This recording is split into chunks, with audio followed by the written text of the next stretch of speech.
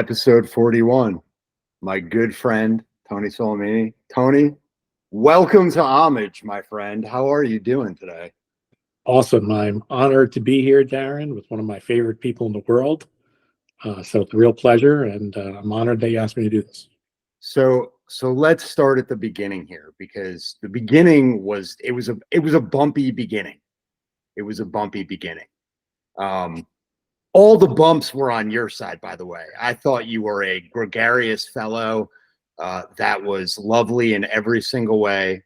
So going back, kind of like the chunk from Goonies story here, like going back to like the dog shit in the movie theater. It's like the origin story of our friendship. Correct, the origin story. So our boys, so it was Olivia and Luke. Well, our girl and boy. I'm getting ahead of myself because then Luca and Jackson went to school together. But so Olivia and Luke, Tony's son, began preschool at Cornerstone together back in, I don't even know when. How old are they now? They're going on 15. So like 12 years. Yeah, 10, 11, 12 years ago. So as you can imagine, you go into preschool, it's your first kid. You don't really know all that many people. You're, meeting people for the first time, trying to not be like a total dipshit in front of everybody. And Tony and Lorraine know Samantha and I, and obviously Samantha's very polished, put together, very well versed. And then you have me.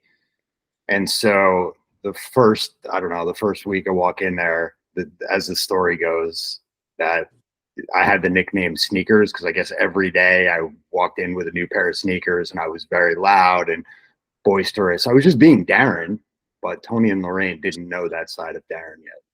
So I think I just have to add some color to the story. Okay, you do that. So we would show up at drop off at preschool, and Samantha would always be lovely and friendly. And then Darren, who was always very well dressed, he looked like he came out of a Sal Loretta for Men catalog daily. Always looked very nice. He was never friendly whatsoever, which, as anybody that knows Darren knows, that's the antithesis of really who Darren was. So the way we would affectionately refer to Darren in our house, we would call him Sneakers because we didn't know his name because he never introduced himself. And every day he just had a new pair of sneakers on. So to this day, if I'm talking to my father about Darren and I'll say, he'll be like, "Oh, who'd you play golf with?" Whatever. And I'll be like, "Darren, so-and-so." He's like, "Sneakers?" I'm like, "Oh yeah, Sneakers." So I still don't know 12 years later if my dad actually knows your name or still refers to you as Sneakers. But you were always very well dressed. But it was a very good lesson in life, because you don't always judge a book by its cover. And the impression that we had of you was totally incorrect. So it was a very good learning lesson, and I was definitely in the wrong. You weren't in the wrong. I mean, in all fairness, it was like pretty early in the morning, and like it was a lot of people. And at that point in my life, like with one kid and a baby, like I wasn't really, as you get older and you get into like school, then you become like friends with people. Like I wasn't sure if I wanted to become friends with people at that point. Like I felt like I had my circle of friends. And so, and then and now you look back on it and it's like you guys and Taryn and Scott, and there's all these people that you just met through that one little year of preschool, or those few little years of preschool, that now have known each other for years and have stories to share. You were probably right. I was probably a big jerk off, but that was me. That was me back then. And so there were, like I was at a point in my career, as you get older, you get humbled. And so you go through phases of life, and there were probably parts of what you and Lorraine were putting together, but I love the fact that your dad still knows me affectionately as Sneakers. Yeah, Sneakers was your nickname. But I mean, that really says a lot about your shoe game. Was definitely on point too, because we always noticed that you had a new pair of like Air Maxes on or whatever you were wearing at the time. but my dad would always be like, how many damn pairs of sneakers does that guy own? Every day I go pick up Luke, got a new pair of sneakers on. Oh, yeah. That's the other thing is you get older and you have more children, you realize you have less money to spend on sneakers. I think the same like 15 pairs of sneakers I had back then, I probably still have most of them, with the exception of a few pairs that just I went through. But yeah, it's actually kind of funny. So again, going back in time, I've now known Tony for probably 12, 13 years.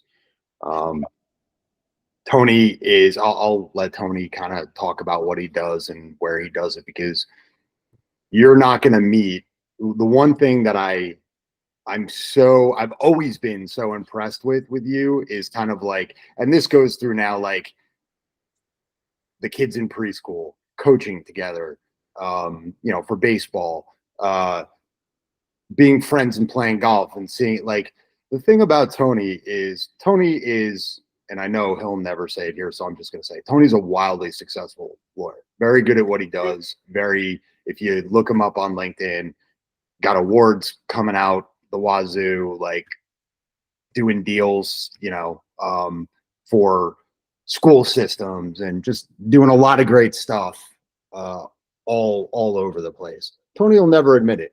And by the way, on the golf course, Tony is a really, really, I'm talking to you like I'm in a Seinfeld episode right now. Yeah, Tony's a really good golfer. You can refer to yourself as the Tony if you'd like. Tony's an excellent golfer. This is what we were just talking about prior to jumping on the call. And I want you to talk about it a little bit, because I consider myself, like, Tony grew up in Hawthorne. All right. And I grew up in the Coolidge section of Wyckoff, and we always referred to that as like North Hawthorne. So we're kind of like brethren. It was like going to the other side of Wyckoff. We always felt like we were on the other side of the tracks. But it's funny because as you talk to Tony and as you get to know Tony,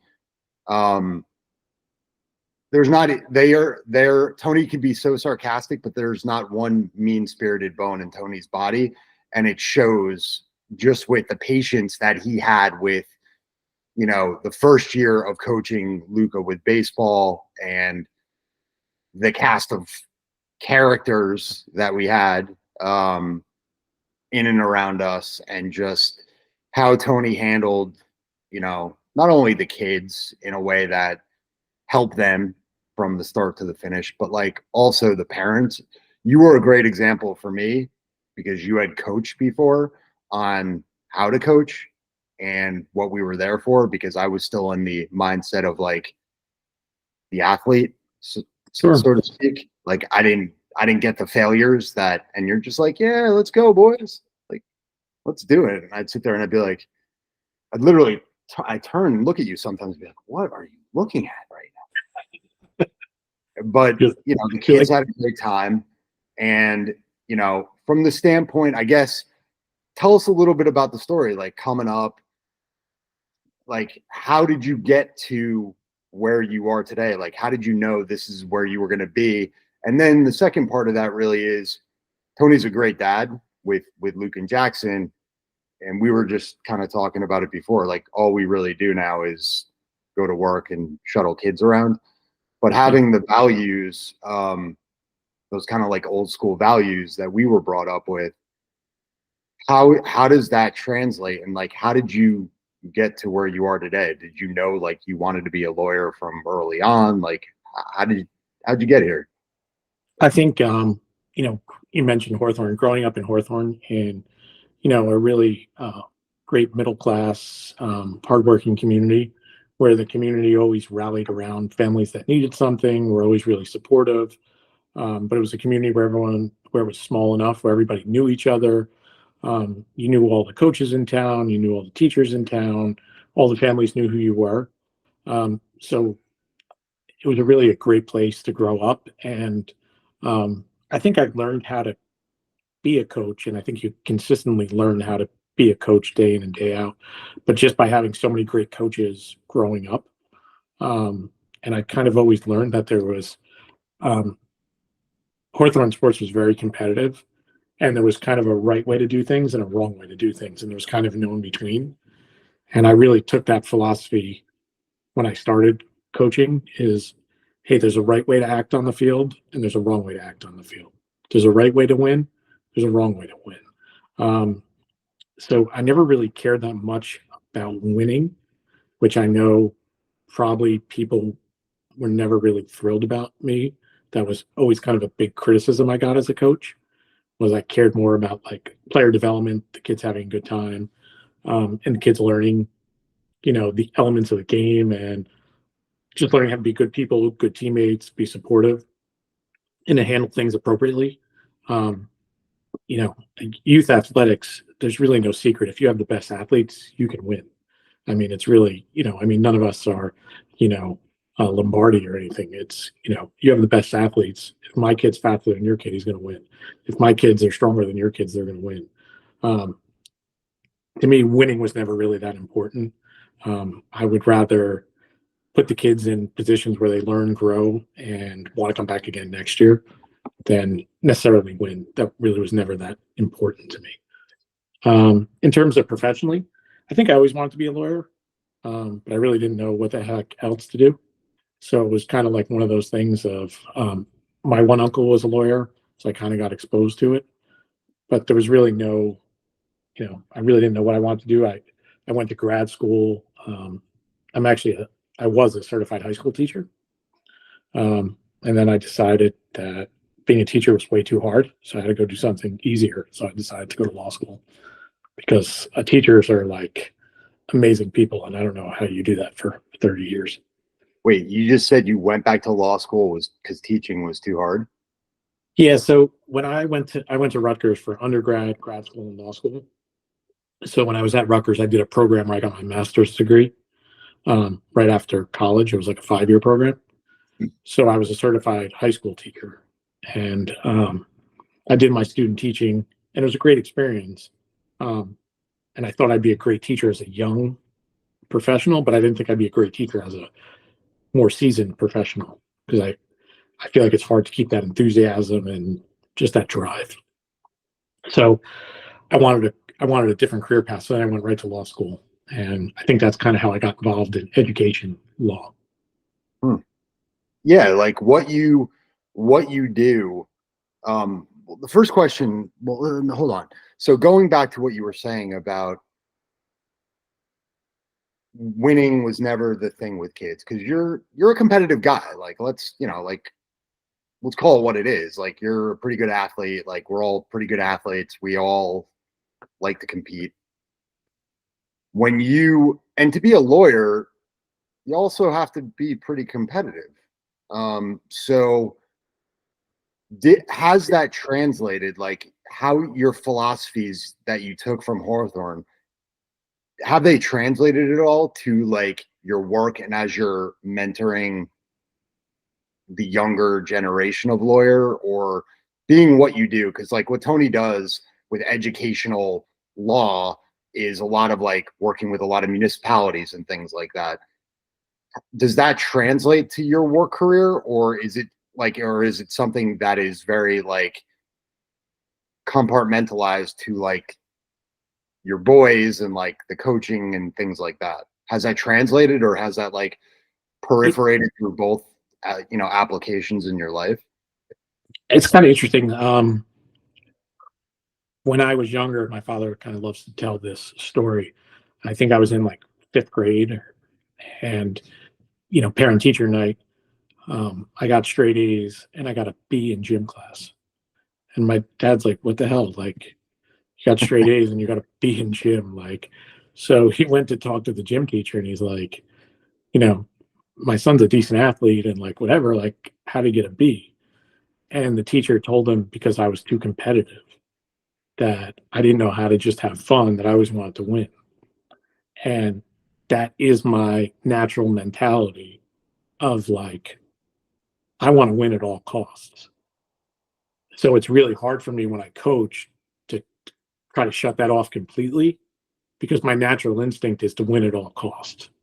So I really have to, and even now that I stopped coaching my boys, when I go watch, it's really hard to shut that part of me off and just go to the extreme. Because if it's just you want to compete, I'm in it for blood. Like, I'm going to win at all costs.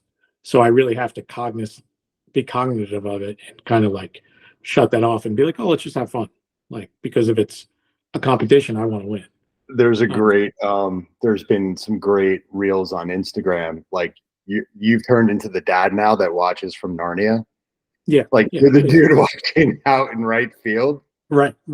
Yeah, like Jackson's middle school team was in the championship for, whatever, the CYO league or whatever. And my one buddy came to watch, who's got kids in different grades in the school. And like every time Jackson scored a basket, I just kind of was like, he like looks at me, he's like, you don't say anything, and all you do is give a little golf clap every time like Jackson scores. And I'm like, yeah, I'm here to support. And it's because there's kind of no happy medium for Tony. I'm either all in or I'm just supportive. And so I've chosen, as I've gotten older, to just be supportive. Like my friend Mark and I, we were kids down the shore. I grew up in Long Beach Island. There's this basketball court. So we get there one day to play basketball. We're playing basketball. Everybody leaves. It's just Mark and I, and there's a basketball there. They left their basketball. So we were like, all right, let's play for who gets to keep the basketball. At the end of it, we were like bloody over like this like used basketball, because that's the competitive fire that I always have. Like, if there's a competition, I'm in. I still have the basketball there. Yeah, but how do you balance that? Because to the point, like, I don't care whether it's what you do as a lawyer, what I do running DSM, like, heck, it even applies to like fundraising. Like, I want to win, and I get what you're saying, and I've become a little bit mellower. I don't know if people would say that. I get really competitive when it comes to football. The other stuff, I've kind of like toned it down. Now lacrosse, I get a little animated too, but half the time I don't know what the hell's going on, so I'm yelling at like I don't actually know what's happening, but something bad just happened. Sure. Yeah. And to that point, I think it's very funny, the women we married, because Lorraine and Samantha are both very like kind of even keeled and like introspective, and it's kind of like I always feel like I need to be doing a better job. Not that I'm like embarrassing Samantha, although I probably am certain times.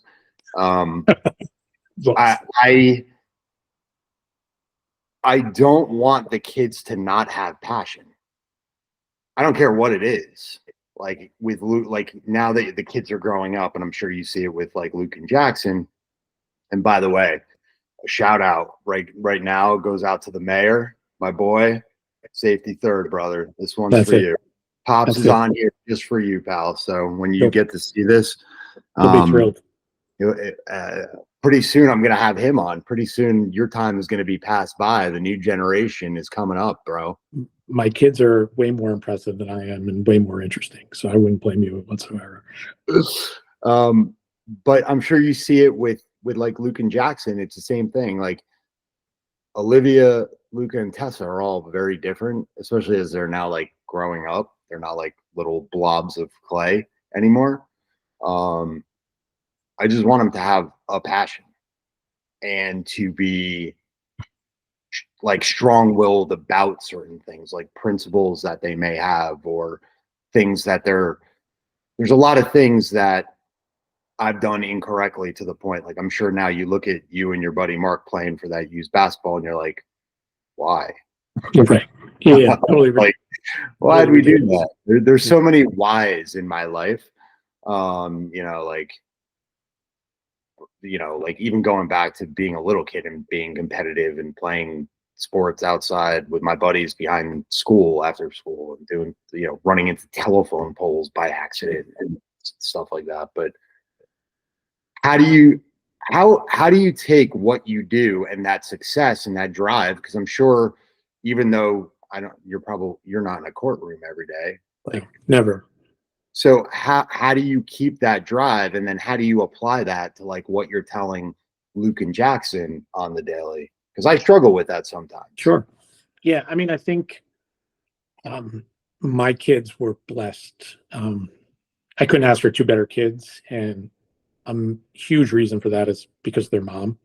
Lorraine is amazing with them, and you know, kind of like how I was kind of like an old school coach where there's a right way to do things and a wrong thing. That's how Lorraine and I parent, and especially Lorraine. So we have great kids really because of Lorraine.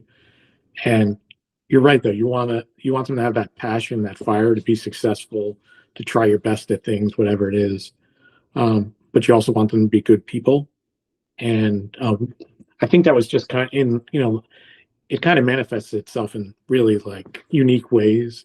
We were away last week for Easter, and the hotel we were at, they had an Easter egg hunt on Easter. So it went by age group. So Jackson's like, yeah, I want to do the Easter egg hunt in my age group. And he's like, I want to get the most eggs out of everyone.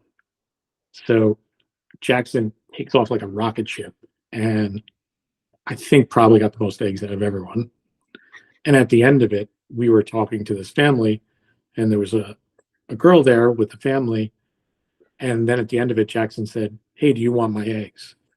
And to me, that was awesome because he had the passion to compete, whatever he was competing at, doing, want to do his best. But at the end, he just wanted to be nice and share what he had with somebody else that didn't have as many. So whatever lessons we're trying to teach them, they're kind of getting through at times. And to me, I was a really proud, even though it's a silly example, but it was a proud parenting moment of like, hey, this kid went all out. He wanted to win this, stupid egg competition, but at the end, he just wanted to be a nice guy and, and share. I don't think it's stupid at all. I think it shows empathy, like the Easter egg hunt example. Like, I think it shows empathy. I think it shows, to the point. I think one of the reasons why we kind of like hit it off is having an understanding. Like, I'm very big believer in there's a right way and a wrong. Like, I want the kids to be successful and have drive and passion, but at the same time, understand, you're involved with a lot of, nonprofit things, like this will be your guys for coming behind the scenes, like your 5th or 6th year coming to the event. Like, there's also like that understanding that, going back to probably one of the first things you said on here, they have so much and they have so much to be thankful for, that even when you're competing at something like fundraising for the J Fund, whatever it is, wanting to have the most money, it's for something bigger than you. Right. There are so many people in this world that have less than you do, or less fortunate, or don't have all the things. And, part of why we're all working our butts off is probably the same principles that our parents had and their parents had, that you want to see the next generation. I mean, growing up now in Franklin Lakes is like next level, Right. But you see the difference in kids. Some kids have an understanding of that, and others just, and it's not their fault. It's that has to be taught. That's something that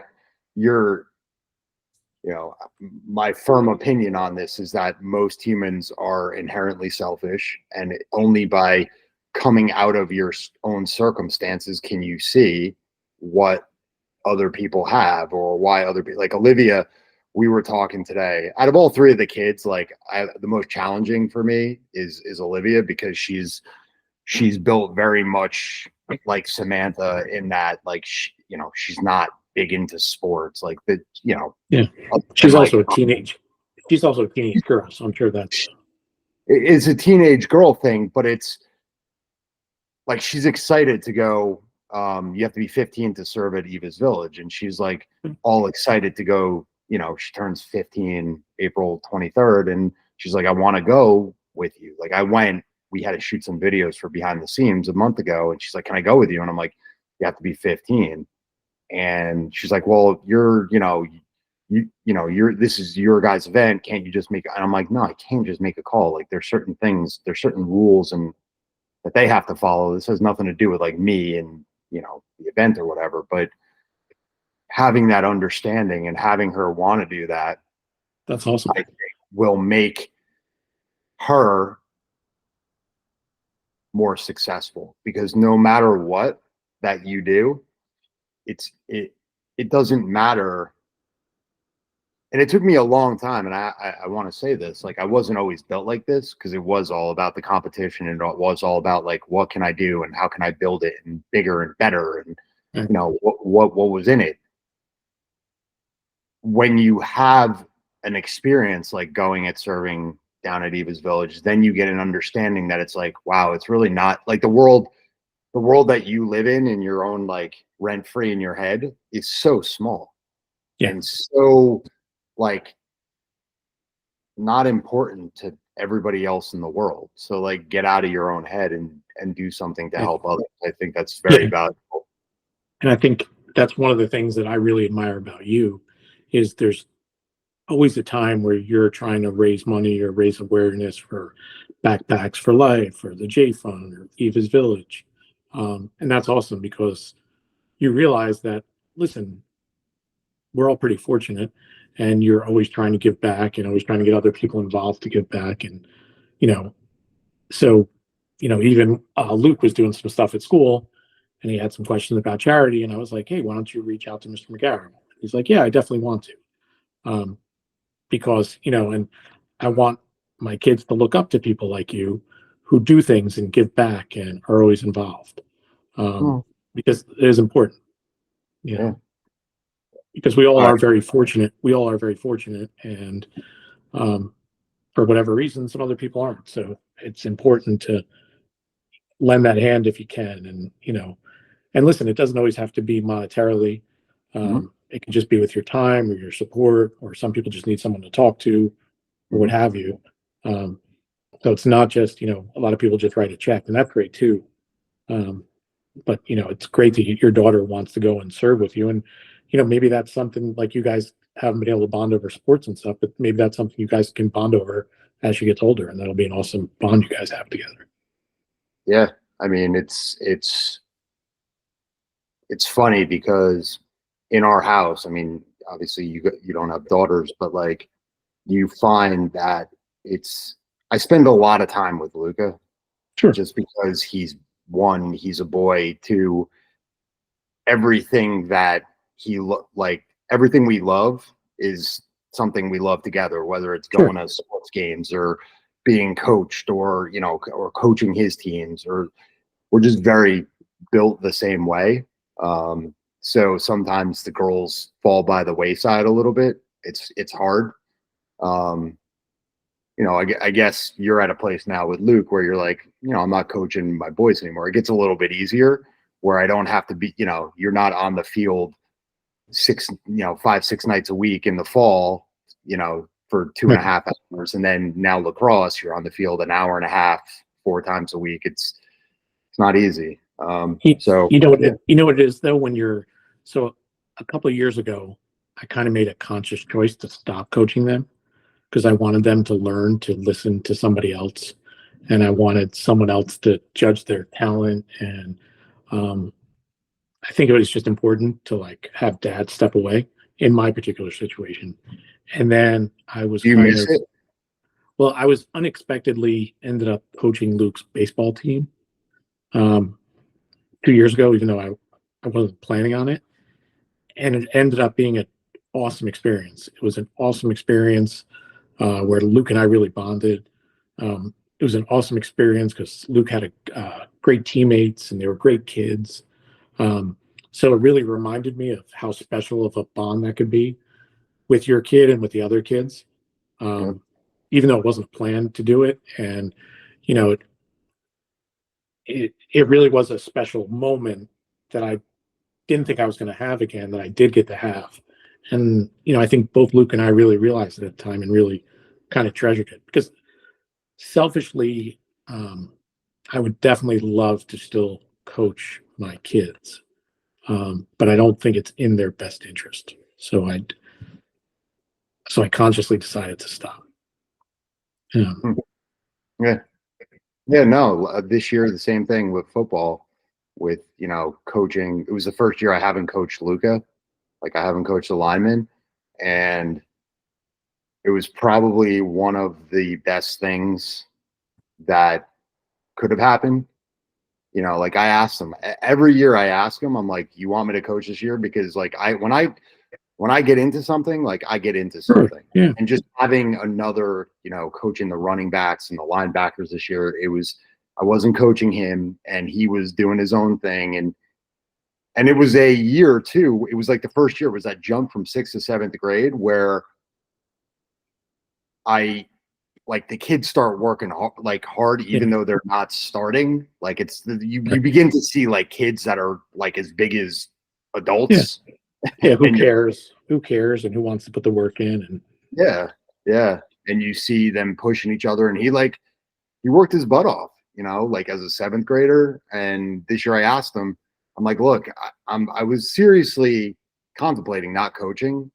To your point, it would have been really tough to like sit in the stands after putting 5 years in the way we all had together. Yeah, you guys work really hard and put a lot of time in with football. Yeah, but I lived, and it was one of those moments where I sat on his bed and I'm like, "Do you want me to coach this year? Like, I'm happy to step away. Like, this is your year. It's your guys' team. Your 8th graders. You're going through an incredible run here. If you want me, like, just on the sidelines cheering, I'm happy to do that. Like, Lord knows there's enough coaches. We have enough guys." Yeah. And he kind of like teared up a little bit, and he's like, "No, I want you there. Like, what are you talking about? Like, are you actually?" That's awesome. Yeah. Not going to coach. And that was something that really hit me. And it was going back to like, I don't know if your dad was this way, but I never got it as a kid. My dad had his own business. And, one of the reasons I started DSM 18 years ago was so I could do this. And you kind of lose sight of that like purity of like why you did this. Like as DSM's grown, now I'm responsible for 15 people. It's not like me sitting in a front porch. So other things get, cloud your like, oh, should I be coaching and not out networking or what have you? Sure. And the fact that he responded that way, I'm like, all right, then we're all in. Like, this is it. Like next year we have football and we have lacrosse, and then I'm done. And then you're going to go, and then you're going to get somebody else's voice.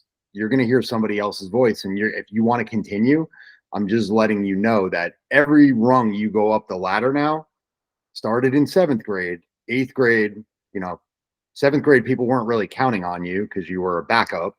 8th grade, you're going to be starting somewhere. People are going to start counting on you.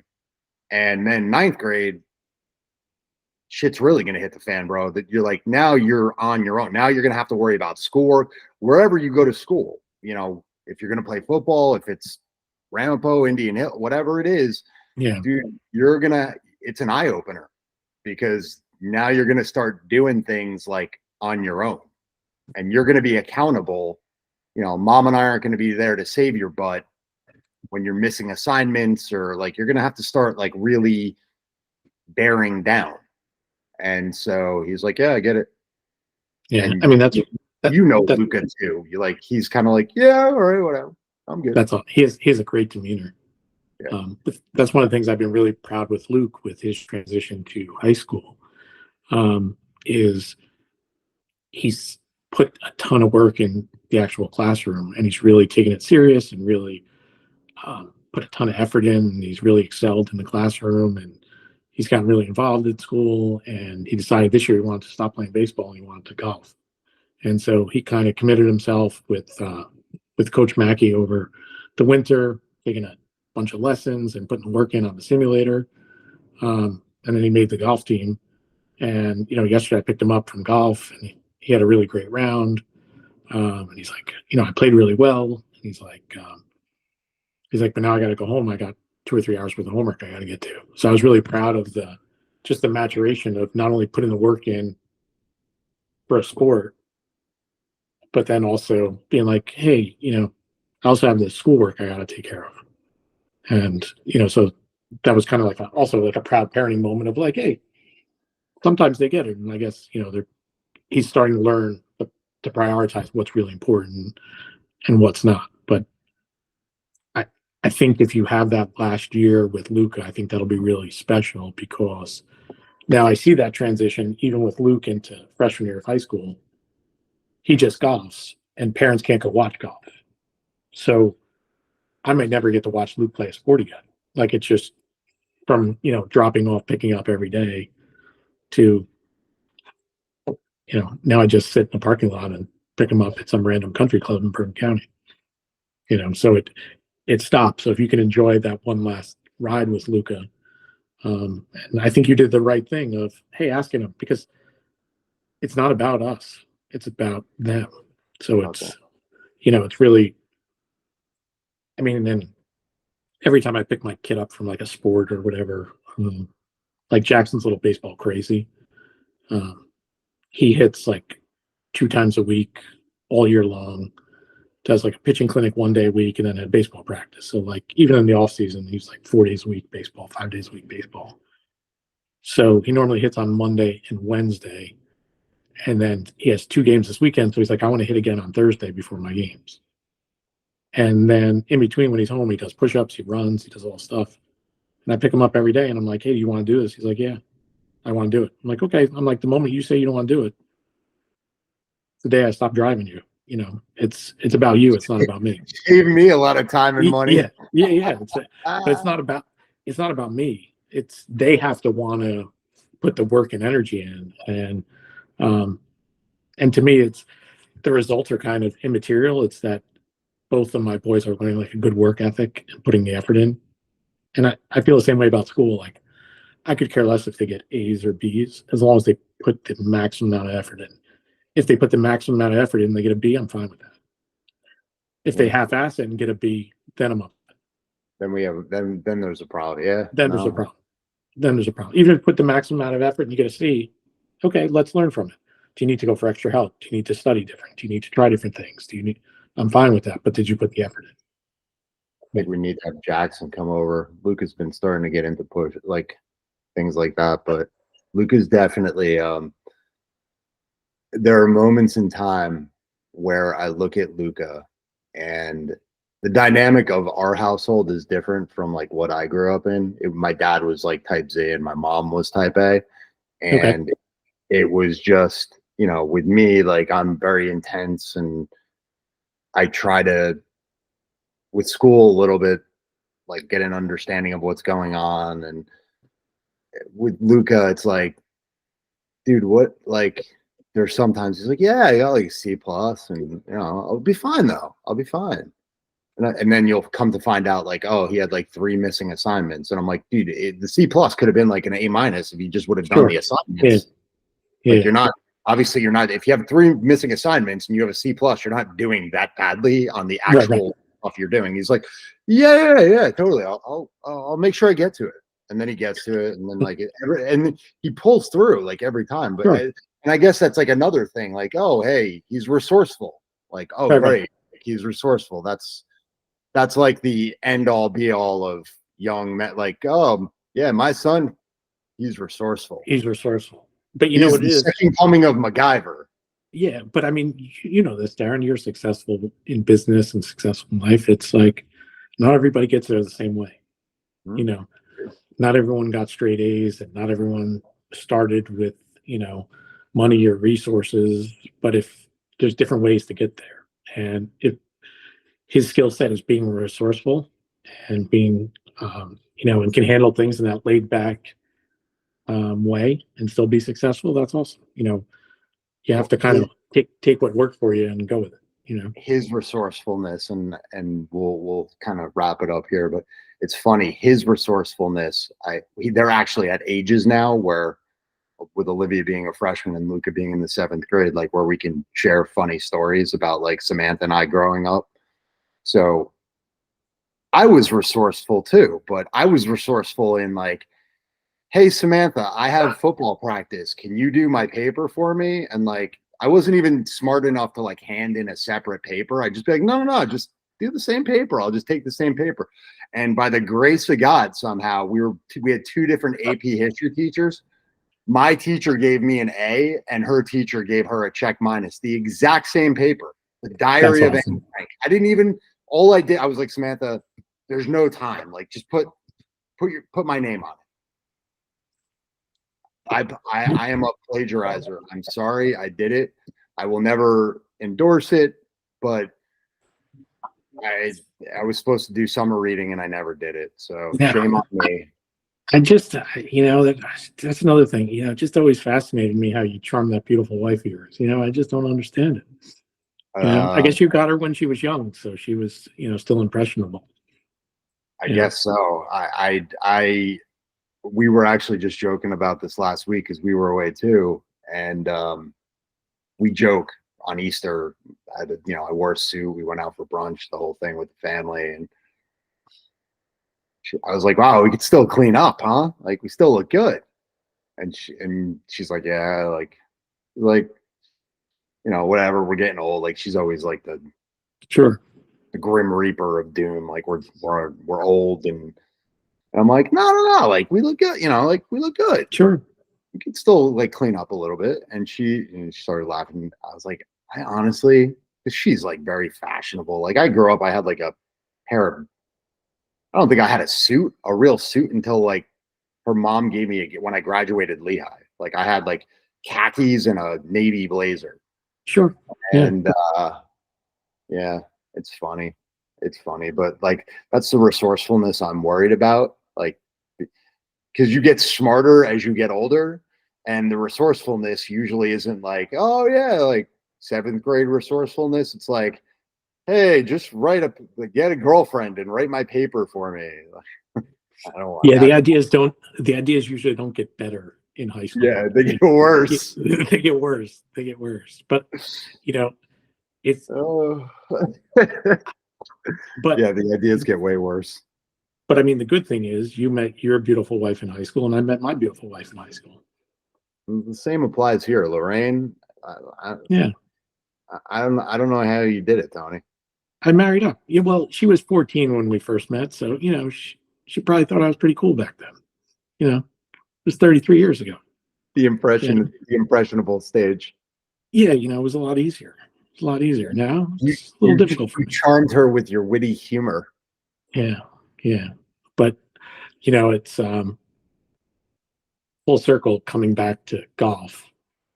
I think that's why I love playing golf with you and all the other guys, because we can just have a good time, reminisce, have fun, and even though we all are somewhat competitive, nobody is really competitive in that venue. So it's good to get away, to have friends, because as a guy, it's very rare to call a guy and be like, hey, let's go for coffee. Or like, hey, let's grab lunch. But golf is kind of like an easy way to be like, hey, let's hang out for a couple hours, and talk about some real issues, and then just BS and then make fun of each other. I was just going to say, dude, if golf, I think I was talking about it with Chris last year. If golf were like 13 holes, I would be awesome. It'd be perfect. 13-hole golf would be perfect.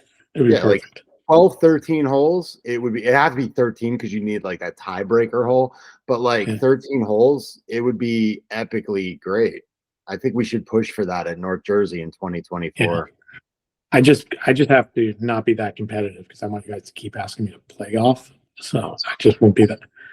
The fact that you actually play golf with us still is I don't know if it's coincidence or a mystery of the unknown, because like I said, by 13, by 12 or 13, like, I have the attention span of a gnat, and by 12 or 13, I'm just like, whatever.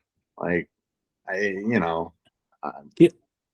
got to be honest with you. I mean, the only reason why I enjoy playing with you guys is it's so heartwarming just to beat Snee at some athletic competition. It really I love you, Chris. I mean, it's so heartwarming, you know. Oh, challenge out there, boss. You know, Tony's taking the title this year. You know, it's all good.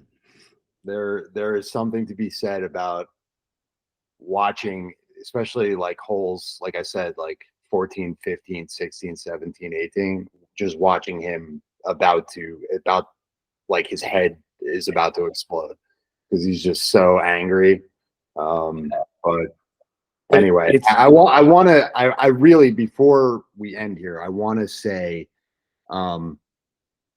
that it's great having you on. It's been really great to get to know you and to appreciate the different phases of Tony. So there's like the coaching phase, the preschool phase, the, you know, supporting fundraiser phase, the like just life in general. And you're a class act.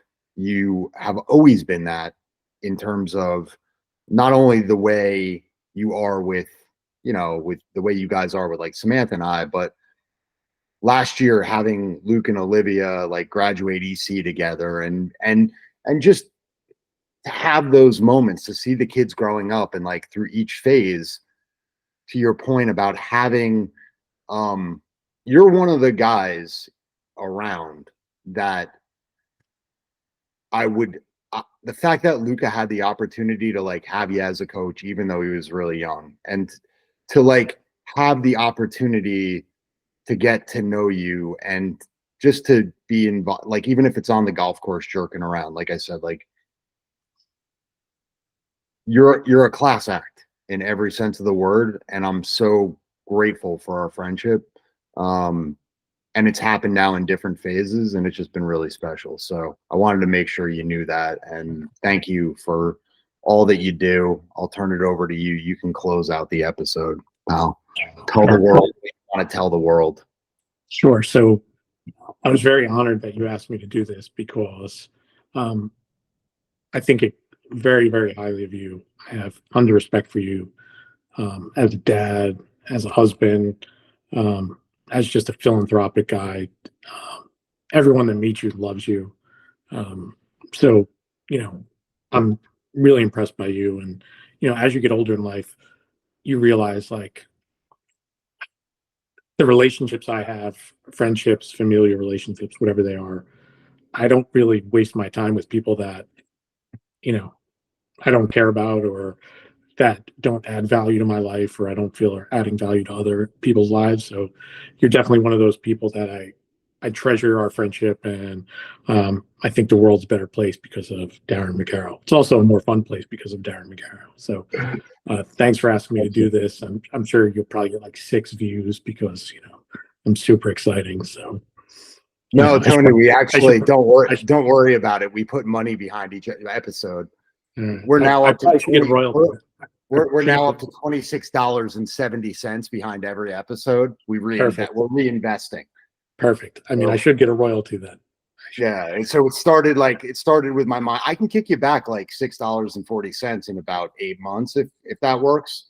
Yeah, you know, I'm obviously not a very good lawyer. I didn't do a good negotiation job.